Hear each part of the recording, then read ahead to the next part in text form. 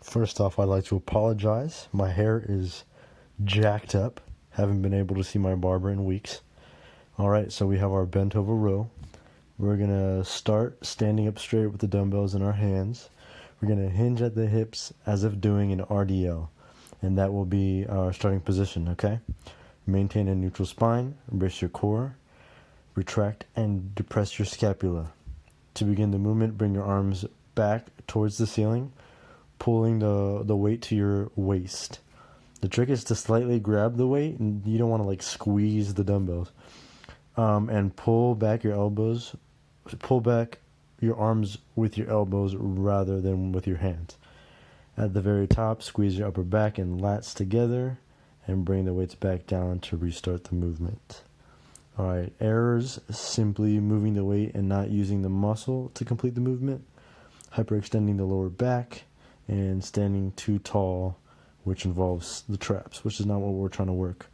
A regression would be using a light band to make sure you're using the target muscle, and a progression would be pausing at the top for 2 to 3 seconds.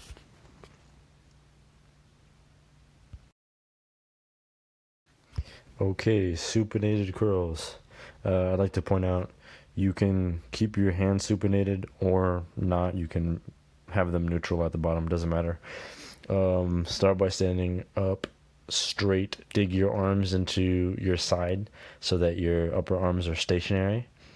With the dumbbells in your hands, bring them up to the point just before your elbows are fully flexed so that you don't lose tension. I don't want to see the dumbbell like touching your shoulder. Don't go all the way up. There's no point. And then squeeze the biceps at the top of the movement. Then bring the weight back down slowly. Like I said, you can rotate the forearms if you want. Doesn't really matter. Errors: too much shoulder movement. Swinging the weight up instead of flexing the elbow joint. Using your legs to move the heavy weight, which you shouldn't be curling heavy at anyways, like super heavy I mean, and curling in the squat rack. That's just a sin. So a regression would be, I guess, using a light load, not going too heavy, and a progression would be cable curls to keep constant tension throughout the biceps. Alright, I don't have a video of myself doing a lat pull down, so this is just a picture I took in Harrisonburg, like at the beginning of a mountain. Alright, so a lat pull down, we want to begin by sitting on the machine. Make sure to adjust the pads so they're tightly securing you to the seat. After you have adjusted the pad, stand up, grab the handle, and set yourself underneath the pad. So once you're underneath the pad, retract and depress your scapula, then pull the handle down to about your upper pec. Hold there for a brief moment, squeezing the lats, and then slowly let the handle go back up. Some common errors are pulling too low or too high. You don't want to like pull to your neck, and you also don't want to like pull to your stomach, right? Hyperextending the lower back, you don't want to do that. Pulling with your arms and not your back.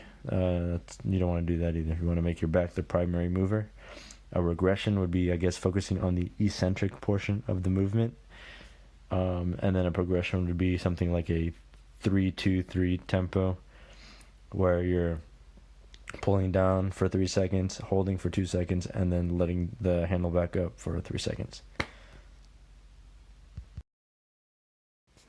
Okay, I don't have a video of myself doing a pullover, so this is a picture of Times Square. Amazing. To begin the movement, you want to start by lying on the bench. You can either lie like parallel with the bench, on the bench, or like perpendicular. I've seen people do either. I guess it doesn't really matter. But you're going to start by lying on the bench. Put your head as close to the edge as possible without having your head fall off. You're going to have a slight arch in like the mid-back. And you're going to make sure your core is braced. Squeeze your scapula down and back.